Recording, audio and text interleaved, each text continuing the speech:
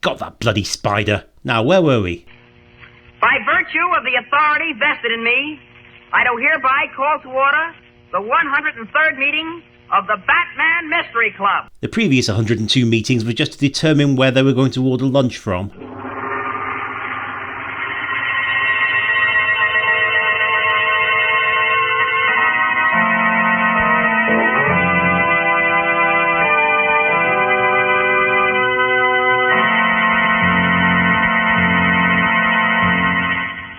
And now it is my privilege to introduce our friend Bruce Wayne, otherwise known as the Batman. Probably a mistake to live stream this meeting if you're going to drop that bombshell, Robin. Thank you, Robin. Good evening, everybody. You've just heard Robin open the 103rd meeting of our Mystery Club. As you know, Yay! we gather together at this time each night to explore the supernatural and to tear aside the veil of darkness. Boris Karloff is seething right now. Doesn't Batman know that all veil tearing asunder is his department? To prove that ghosts and apparitions are only figments of man's imagination. To show that wherever there is mystery, it's been created by human hands. And so, with that thought in mind, I bid you all welcome to the Mystery Club. The first rule of Mystery Club is, if you see the hand towel in the restroom is on double red stripe, tell the janitor it needs changing. Since we have important matters to consider tonight, I move that we dispense with the reading of the minutes of the last meeting. I second the motion, Batman. All in favor, say aye. Aye. Opposed? Motion is carried. Observance of bureaucratic procedure. Batman! Are there any questions from the floor? Yes, Richard. I'm a little puzzled about something, Batman. All right, let's see whether we can unpuzzle you. What is it, Richard? Well, in our last mystery, you know, the one we finished Friday night, you told how the little man with the limp, I think his name was Mr. Willis. Mm-hmm. Well, he swore that he saw the ghost of his brother when he visited that medium, Madame Safari. He wasn't crazy, was he? Yes, Richard, Mr. Willis was a deeply troubled man who'd unwisely chosen to forgo his antipsychotic medication. It's a tragic story that's repeated every day across the country. Oh, Mr. Willis was quite sane. As a matter of fact, he was convinced he had seen his brother's ghost. Well, did he? Don't bring Diddy into this, not after all the allegations. Of course not. Madame Zafara, like most fakers, was very clever. Before setting up the seance for Mr. Willis, she managed somehow to secure a photograph of his dead brother. Just like somehow Palpatine survived. She had a plaster cast made, and using soft green lights, it almost looked like the real thing. Gee whiz. Yeah, but what about the ectoplasm, Mr. Willis? So wasn't that real? It was kind of real. Long story short, never hold a seance in an adult movie theatre. Now, ectoplasm doesn't exist, Richard. It's a word used by so-called psychic mediums as part of their phony mumbo-jumbo. And you're Batman, right? The Dark Knight? The Caped Crusader? It's supposed to be a ghostly emanation. In Mr. Willis's case, what he saw floating around the half-darkened room was a thin piece of white gauze suspended from a string. In his excited state, it looked like a ghostly emanation. Oh, well, I think that clears it up. My next question is, what the hell is this show, and why does it have the name Batman in the title? Thanks. You're quite welcome, Richard. Now, if there are no further questions, we'll proceed to our story. It's a new one tonight, isn't it, Batman? Yes, Marilyn, a brand new one. A ghost story? Well, I suppose you'd call it that, Roger. Where and how is Batman procuring all these kids? Are they standby Robins he keeps locked in the Batcave? It's about the monster of Dumphreys Hall. All right, now, turn the lights low, Robin. Put a bit of Barry White on. That's better. Now, the story begins 3 years ago when Robin and I were in England. We'd been invited to dinner at Dumphreys Hall, an old English country manor, the home of my friend Sir Alfred Dumphreys. No relation to Alfred the Butler, it's just that the scriptwriter read most of a Batman comic book and kind of remembered the name. It was a wild and lonely night, with a storm brewing, and the fact that Dumphreys Hall was located in the centre of a barren moor didn't help matters any. We kept running into Kate Bush, calling out for Heathcliff. There were 5 of us at the dinner table. Sir Alfred, charming Lady Marsden, gruff old Sir Sidney Mordred, Robin, and myself. This is a radical adaptation of Frank Miller's work. We had just finished dessert and were engaged in conversation. More coffee, Mr. Wayne? Thank you, no, Lady Marston. Well, you may pour me another cup, by Joe.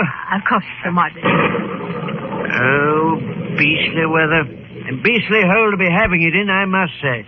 Someone's been following Anne Lander's tips on how to behave like the perfect guest. Had I known the weather was going to be as rotten as this, I'd have stayed in London, I declare. How are you standing it, Wayne? Oh, it isn't the weather I mind, Sir Mordred. It's the fact that it seems to make this old baronial mansion so chill and damp. Your ancestral home is a pile of shit, is what I'm trying not to say. A wood-burning fireplace is decorative, but I'd prefer steam radiators myself.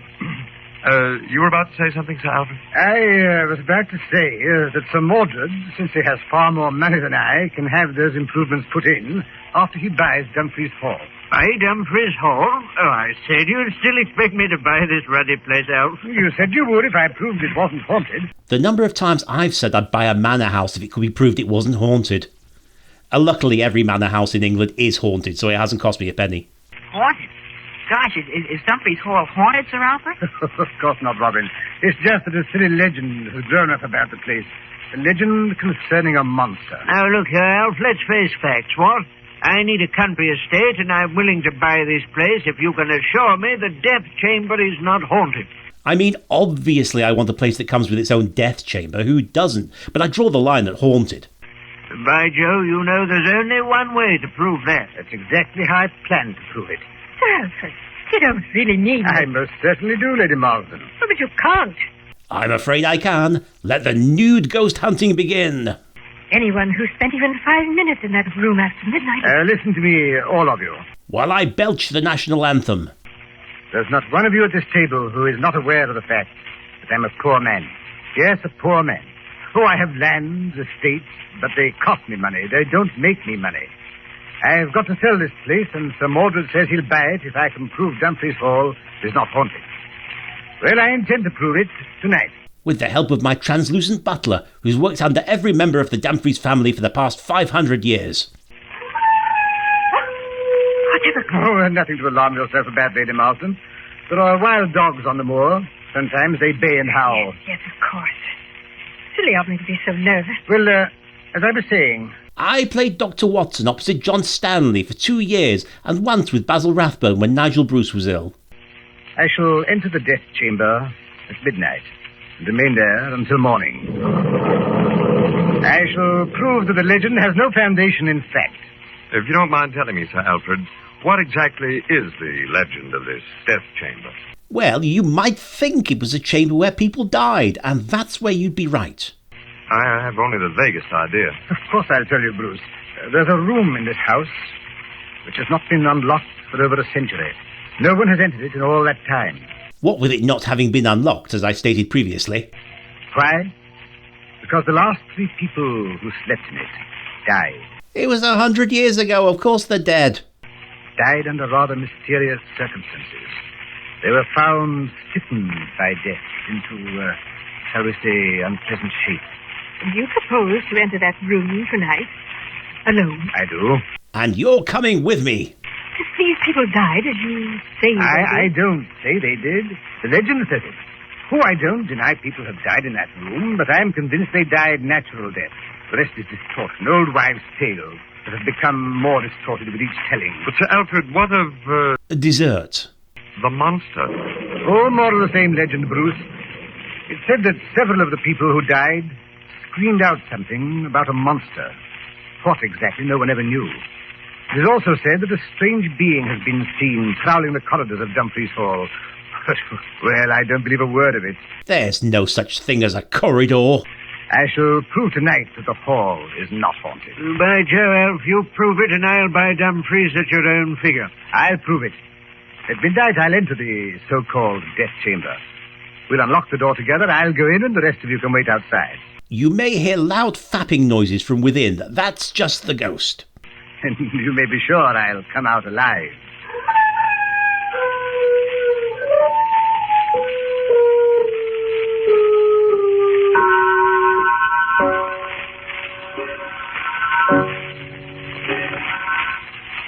Well, it's midnight, Sir Alfred.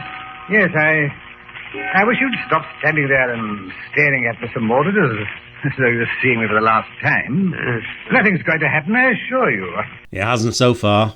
I'm merely going to explode a silly and stupid legend. Oh, look here, Alf. I'll buy the blooming place now. You needn't prove it's not haunted. I'll either keep the death chamber locked or call in a firm of London chappies and have the ghosts exterminated. It's frightfully extorting of you, Sir Mordred, but I can't let you do it. Oh. At what point is the Joker going to show up? Or the Penguin? At this point, I'd even settle for Condiment King. Now, look here, everything's ready, so don't try to stop me. Here's the death chamber before us. As you may not know. Here in my hand is the ancient key to it. As I know. By George, they made them large enough in those days, didn't they? Yes, and the wild dogs are supplying just the right ghostly atmosphere. Oh, gosh, Sir Alfred, I am scared. I hate to see you going into that room alone like But don't fret your young head about me, Robin. Sir Alfred's quite right, Robin. Yeah, but- He's just trying to prove what we've been proving for a long time. So, Batman is there as Bruce Wayne and Robin is there as Robin. That ghosts do not exist except in the imagination. Yes, of course. Perfectly silly, the whole matter. Oh, stop looking so glum, Mordred. Is it the fact that you're called Mordred that's getting you down? Because I totally get that. Now, this is a lark. I'll tell you what we'll do. I keep talking to you from inside the room. So long as you hear my voice, you'll know there's nothing wrong. And let's open the ruddy room. I'll just insert the key. So. Speaking as someone who's never seen a key inserted in anything before, I'm very grateful for this kind of explanation. Turn it. So. Turns easily enough, eh? Now then I'll just open the door. That wasn't the door opening. Lady Marsden just cut one. Now, if you'll just hand me that lighted candle, I'll go in. Alfred, by Joe, are you sure? Oh, come now, not another word, Mordred. Sign language only from now on. Candle. Thanks. Well, here I go. Wish me luck. Good luck, old boy. Oh, I don't know why, but I have a feeling I could use a stimulant. Nonsense, Sir Mordred. But anyway, we must all of us stay here now. Yes, and keep talking to Sir Alfred. You'll have to stimulate yourself in the meantime, Mordred. Miss Alfred, everything all right? Top hole, Bruce. Rather a musty old place, to say the least. Hardly enough air in here to keep the candle burning. While I gradually asphyxiate, I'll have time to ponder how those 3 people died in this sealed room. But quite safe. Don't worry. Gee, sir, is he going to stay in there all night? Oh, no, lad. If he remains in there half an hour, it'll be enough. According to the legend, death always occurred between midnight and the half-hour following. Watching James Corden used to send the ghost into a killing frenzy. Perfectly understandable, really. I say, Alf, quite comfortable, are you? Oh, yes, quite. I'm enjoying it, as a matter of fact. Bring on your monsters. It really sounds as if he is enjoying himself. Why shouldn't he? As he said, it's nothing but a lark. Oh, that dog again. Every time it howls, my blood runs cold. I'm tempted to go full Christy Gnome on its ass. Oh, by Joe, Alf, after I've bought this place, the first thing I'm going to do is clear the moor of those blasted dogs. You care to take on the job yourself? You're a good shot. Holy shit, I was just kidding. Oh, I say, Alf, would you care to take on the job yourself? Oh, he doesn't answer. No, it can't be. Just a moment. Sir Alfred, this is Bruce Wayne. And Robin the Boy Wonder for some reason. Sir Alfred! Not a sound. Don't move, anyone. I'm going in there. No, Mr. Wayne, you mustn't. Don't move, I said. Luckily, Bruce had the key that Sir Alfred took with him when he locked himself in the room. Sir Alfred! Sir Alfred! Mr. Wayne, what is it? What's happened? Stay where you are. Oh, Wayne, tell me what's I happened. can't tell you. Please let me go to him. I must go to No, him. you mustn't go to it. No one can enter that room. He put a do not disturb sign on the doorknob.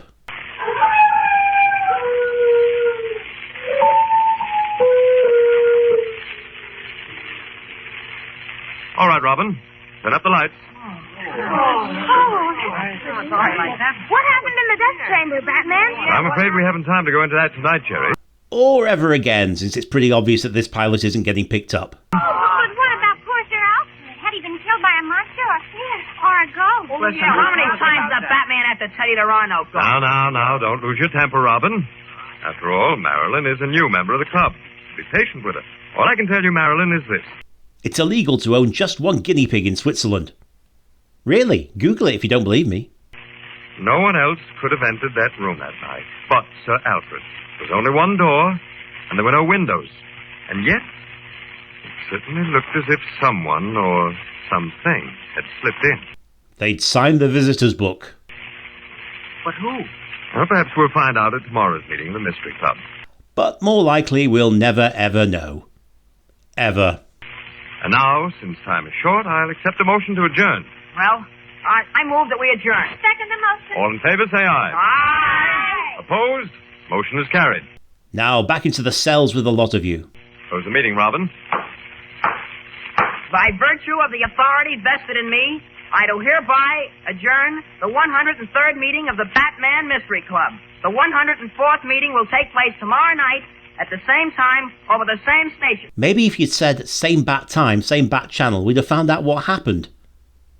There may not be any other episodes of the Batman Mystery Club, but if you join me on Patreon, you'll have access to over 100 more riffs, plus other goodies.